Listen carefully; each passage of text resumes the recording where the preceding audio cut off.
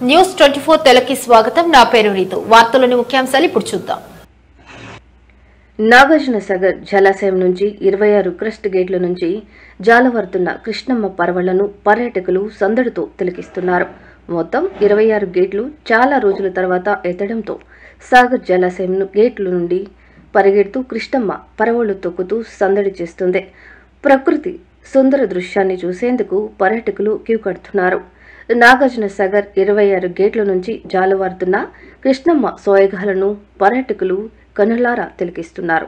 తెల్లటి పాలునురుగల స్పీల్వే గుండా కృష్ణమ్మ పరవళ్లు తొక్కుతుంటే ఆహ్లాదకరమైన దృశ్యం పర్యాటకులకు కనువిందు చేస్తుంది. పరవళ్లు తొక్కుతున్న కృష్ణమ్మ జల సోయగాలు వీక్షించేందుకు సందర్శకులు పెద్ద ఎత్తున తరలి వస్తున్నారు.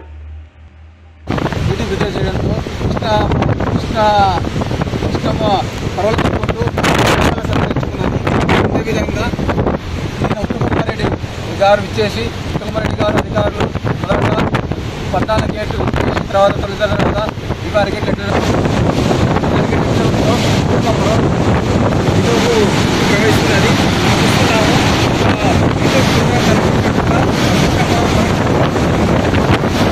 అదేవిధంగా చేయడంతో ఉత్తరప్రదేశ్ జిల్లా మరియు తెలంగాణ రైతులందరూ అష్టజాలను పూర్తి చేయడం జరిగినది. అదేవిధంగా సాగరు నీటి మట్టం 590 అడుగులు గాను 580 అడుగులు అధికారులు నిర్దేశించడం చేయడం జరిగినది. ఈ చేయడంతో నిలబడడంతో డ్యామ్ అధికారులు విభాగం అందరూ పరిశీలిస్తూ భారీ వాహనాలు ప్రతి డ్యాంపై చేరకుండా చర్యలు తీసుకున్నారు.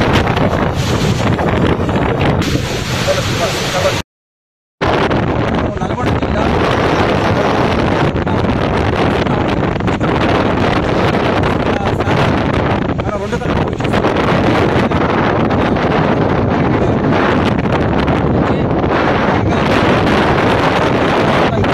రెండు సాగరు పర్వలతో కిందికి జరిగింది. ఈ సాగర్ డిజిటల్ సందడి నెలకొన్నది.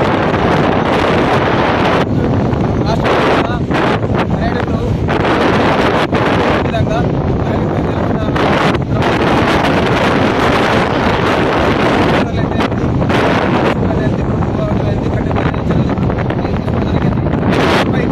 వాహనాలను రాకుండా కఠిన చర్య తీసుకున్నారు. అదేవిధంగా మనం చూస్తున్నాము ఈరోజు గారు యుద్ధం చేయడంతో చేయడంతో సాగర్ చూడండి సాగర్ తల్లిగా ఆ విధంగా ఉన్నది. మన డ్యామ్ ఈ విధంగా నీటి మీద చేయడంతో నల్గొండ జిల్లా రైతాంగము మరి రాష్ట్ర రైతాంగం అందరూ అష్టదానాలను నెలకొన్నారు.